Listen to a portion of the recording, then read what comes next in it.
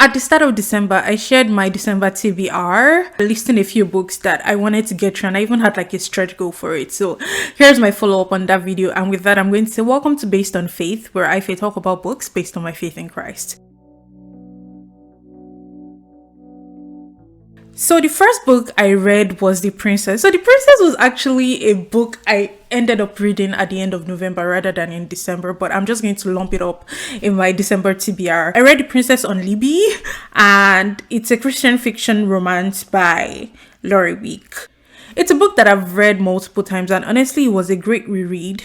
And the book is mostly about loving again after losing love, because we explore Shelby and Prince Nikolai's marriage, arranged marriage really, how they overcome Nikolai still being in love with his first wife while married to Shelby. I also get to see how Shelby manages that interesting situation. Actually made a review video, and then when I was done with the review video, I checked my audio, and then my audio was corrupted, and so I have to like reshoot another one. So I'm going to be releasing a video review for that soon. The second book I read is The Slumber of Christianity. So I read this book on Scribd, now known as Everand, and I read the audiobook and the ebook because something I do when I can't really get into a book is I read the audiobook first, and when I read the audiobook first, when I'm like 1 or 2 chapters in, I'm able to like switch to the ebook because my interest has been piqued. So I ended up reading it audiobook and ebook, which are both available on Everand or Scribd. And it's a book I've read before, so this is my second time rereading it. It's an excellent reread, and it mostly examines the hopelessness of contemporary Christianity and how to awaken the hope we have in Christ. The review video is also coming for this soon. Yeah, this book is authored by Ted Dekker. Ted Dekker is an author who writes a lot of interesting Christian fiction, as well as, I think this is the only non-fiction I have seen him write so far, but he might have some more out there. But he writes a lot of interesting Christian fiction, like the Circle series. He also did the Blessed Child and A Man Called Blessed that I've reviewed on this channel before. And honestly, he's just a great author, at least for the books I've read so far. And I'm going to be reading one of his books this coming month. 1 or 2 really, because it's a duology, but we'll see if I get through both of them. And the next book I read is The 4 Emotions of Christmas. I have the review video for this up already. I read the physical copy of this book. Let me get it out very quickly. So here's the book. The 4 Emotions of Christmas. It's a Christian non-fiction by Bob Lepin. It's a quick, great read in my opinion. I tried to read this in beat. I'll take it around with me and, try to read it whenever I was on a break or whenever I had like a downtime, and it just never worked out. I was never able to get into it. And one day I was at home and I was just like, okay, let's read this book. And it ended up taking less than 3 hours. So I would recommend just reading it in one go, max 2 goes, so that you don't lose the information. It's like 50-60 pages, so it's not a big book like that. In my opinion, it's slightly veered towards more American readers, and it talks about how to regain a lasting joy for Christmas and even beyond Christmas. And I've already reviewed this book, and I'm just going to like put the card for this book somewhere up here. And the next book I read, so that's it for the Christian books I read. I was supposed to read The Commission, but my friend got busy with work, and I understand, life happens. We all know life happens. So I am going to end up reading The Commission in early January, and hopefully I get to review it in January as well. So it's going to be pushed to a January read, and because I want to read it alongside my friend. So that is that for the Christian books I read in December. And for the secular books I read Stay With Me. So I have a copy of Stay With Me here. So here's the book. So with Stay With Me, I first listened to it and I got like 3 chapters in before I was like, this audio book is way too slow for my liking, and then I picked up the actual book and then finished reading it, and I read it all in one night. Let's just say it was a terrible decision, because I told myself I was going to bed at 10 p.m. and then I picked up this book at 9 p.m. That makes no sense. Like, when I do things like this to myself, I wonder, I'm like, Faith, no wonder you have such a terrible sleep schedule. I ended up finishing it around like 3:30 a.m. in the morning, and let's just say when I finished it, I was in tears. Like, I was weeping. Like, halfway through this book, I told myself, I'm not going to cry, and I was like, yes, we did not cry when I was like almost at the end.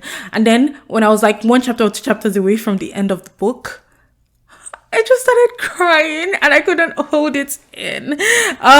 So Stay With Me is a historical Nigerian fiction by Ayobami Adebayo. Going into the deets of this book is about Yejide and Akin. They have trouble bearing a child. So Yejide and Akin have gone to like multiple fertility doctors, and she's still unable to bear a child. And so Akin's mom ends up bringing a second wife home for Akin, and that's kind of like just how the book starts. I'm just going to say, I thought that this book would be a second wife drama type book, and it was way more than that. It was way more than that.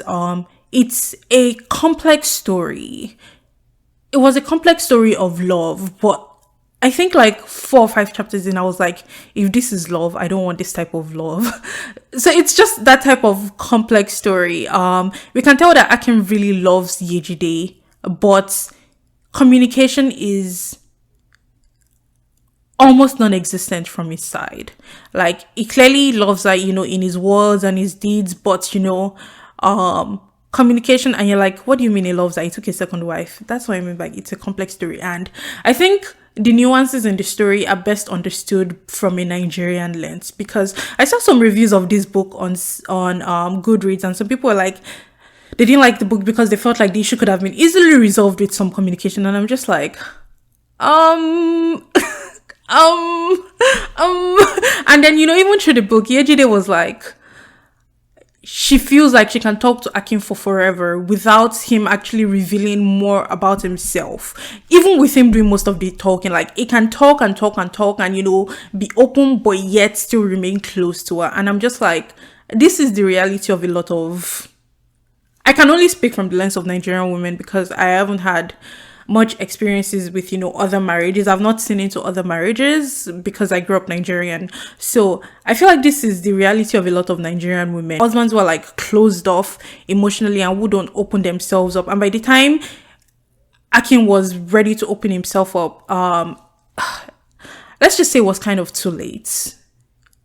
So yeah, this story goes way beyond. I'm not going to talk about the main conflicts in this book because it's going to spoil it, but the title is an awesome title, Stay With Me. It's a very emotionally breaking book. It's an emotionally heartbreaking book, and I really enjoyed reading it. And I also love the way the author wove in Nigerian politics, because we go between the 1980s and the present day, which was like in 2008. And typically I'm a person who hates dual timeline POVs because I feel like one of the timelines is just so boring and I'm not able to like get into the story, and I just want to get to the other timeline where the main story is ongoing. But Adebayo wrote this story so well, especially for a debut novel. This is her first book. She wrote this story so well, and I was very interested in both timelines, so kudos to her on that. But my one issue is the fact that we had multiple POVs, and when she would switch from one POV to the next, she would not tell us whose POV we are seeing the book through now, and then I would have to analyze it on my own. And this is something that she doesn't just do in this book alone. She does it in a second book that I'm reading, A Spell of Good Things. I think that's the title. Yeah, A Spell of Good Things. And A Spell of Good Things is actually worse because it's not just 2 POVs, it's multiple. Like, not just 2, it's multiple. It's like 4, 5, I think. And at least to the extent I've gotten to, it's like 4, 5 POVs. And I hope I'm not over exaggerating this thing. I really think it's like 4, 5 POVs. And I feel like every time they introduce a new POV that we've not had before, I'm like, through whose eyes are we seeing this? And it's confusing. Like, is it intentional? Is she doing that intentionally, or is it just something she forgot to do? Like, is it something she forgot to like put? Because I feel like all it takes is at the start just write Akin or write Yejide. That's all it takes, and I feel like that would make the reading much more seamless for the reader. But I'm not sure if that's part of our literary tools, but I just did not enjoy having to figure out whose eyes I was seeing things through. And the next book I read is Crying in HMAT. So I'm currently still reading this one. I'm reading it on Libby. I have like 4 or 5 more days before I have to return it, so if I don't get to finish reading it, I'll just go back to the back of the line and read it again whenever it's released to me. I also mentioned wanting to read How to Win Friends and Influence People by Dale Carnegie. Let's just say I did not even open one page of that book throughout this month. It did not appeal to me. And honestly, December was a very busy month at work for me. So it's a miracle that I even got through the books I got through. So till January. And with that, I've come to the end of this video. I hope you have a wonderful rest of your day and see you in the new year. Bye.